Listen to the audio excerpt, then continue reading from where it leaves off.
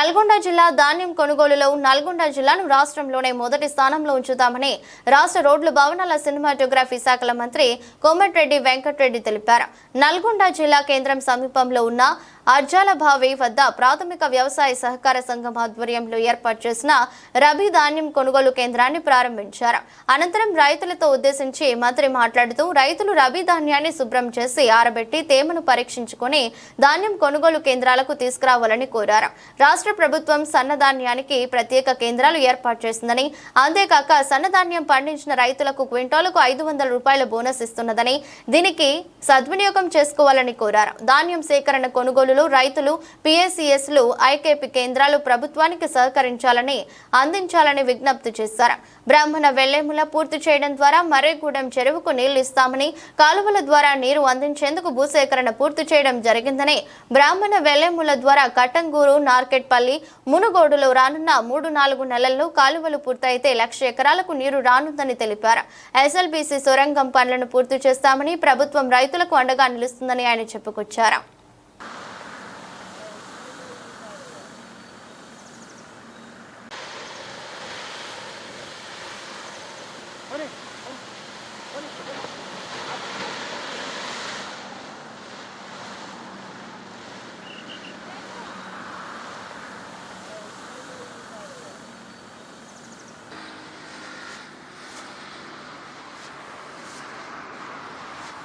साल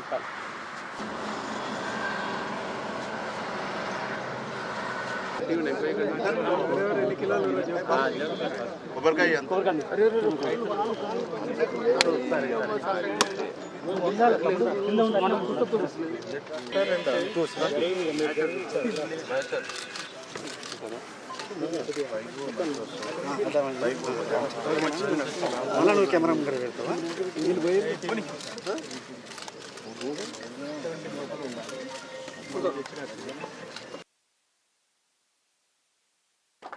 పండుగ ముందే రాష్ట్రంలో మన జిల్లాలో మన కాన్స్టిట్యూన్సీలో లాస్ట్ ఇయర్లో కూడా ఇదే వేదిక మీద మొదటి సెంటర్ ఏర్పాటు చేసుకున్నాం. ఆ విషయం చెప్పగానే మన కలెక్టర్ గారు కూడా వెంటనే ఇక్కడ మళ్ళా మన దగ్గర చేయాలని చెప్పి వారిని కోరగానే ఈరోజు కార్యక్రమాన్ని ఏర్పాటు చేసినందుకు వారిని, డిసిఓ గారిని, అడిషనల్ కలెక్టర్ గారిని, కోఆపరేటివ్ బ్యాంక్ వారిని అభినందిస్తూ, అసెంబ్లీ సెషన్ నడుస్తున్నా సరే ఫస్ట్ సెంటర్ ఇక్కడ ఇంకా తక్కువ ఉన్నాయి. ఇప్పటిలో దాదాపు 200 మంది, మొన్నటికి 100 మంది రైతులు ధాన్యం తీసుకొచ్చారు. వాతావరణం చూస్తే అప్పుడప్పుడు ఉదయం కూడా మబ్బులు పట్టినట్టు అనిపిస్తుంది. ఎప్పుడే ఏ కాలం ఒక్కసారి వర్షం వచ్చిందంటే మళ్ళీ 15 రోజులు మళ్ళీ మీరు ఎండల్లో ఆరబెట్టుకోవాలి అని ఆ విషయం కలెక్టర్ గారికి చెప్పగానే మనం వెంటనే స్టార్ట్ చేయడం కాదని చెప్పి అన్ని ఏర్పాటు చేసినందుకు, ఏర్పాటు చేయడంతో పాటు రావాల్సిన ప్రికాషన్స్ ఏ విధంగా రైతులు అధికారులకు సహకరించాలో ఇవన్నీ కూడా అడిషనల్ కలెక్టర్ గారు మీకు చెప్పడం జరిగింది.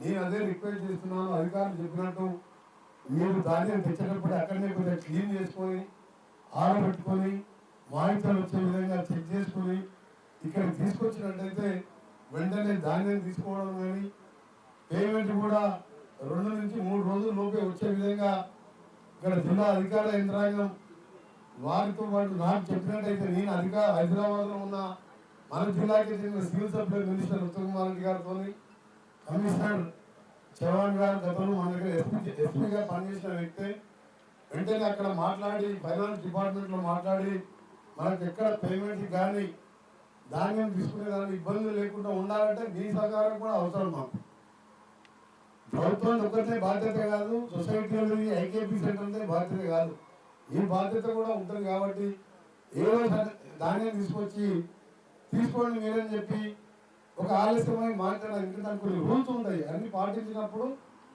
ఆలస్యం అయితే మా బాధ్యత, ప్రభుత్వం బాధ్యత, అధికారుల బాధ్యత. ఇవన్నీ కూడా పాటిస్తూ మన జిల్లాలో లాస్ట్ ఇయర్ మన తెలంగాణ జిల్లాలో నెంబర్ 1గా పేమెంట్లో కానీ ధాన్యం సేకరణలో ఫాస్ట్గా చేసిన జిల్లాగా మంచి పేరు ఉన్నది. ఈసారి కూడా అందుకని ఇలా అడ్వాన్స్గా మనం ఓపెన్ చేసుకుంటాం. అడ్వాన్స్ అంటే ఆల్రెడీ కొన్ని వచ్చినాయి ధాన్యం, ఇంకా 15-20 రోజులు అయితే వచ్చే వారానికి పెరుగుతుంది. ఇంకా కొద్దిగా నీరు అవసరం ఉంటే 2 days బ్యాకే మన శ్రీశైలంకి వెళ్ళి మన ఐడల్ జనరేషన్ జల ఉత్పత్తి మన విద్యుత్ ఉత్పత్తి చేసి వాటర్ సాగర్ రిలీజ్ చేసి ఏఎంఆర్ తీసుకొచ్చి ఏఎంఆర్పి నింపడంతో పాటు ఇంకా డిస్ట్రిబ్యూటర్ కూడా నిలిచే కార్యక్రమం ఏర్పాటు చేసుకున్నాం. దాంతోపాటు కలెక్టర్ గారు కూడా డిస్ట్రిబ్యూటర్ ఇప్పుడు కూడా మేనేజ్మెంట్ చేస్తున్నారు.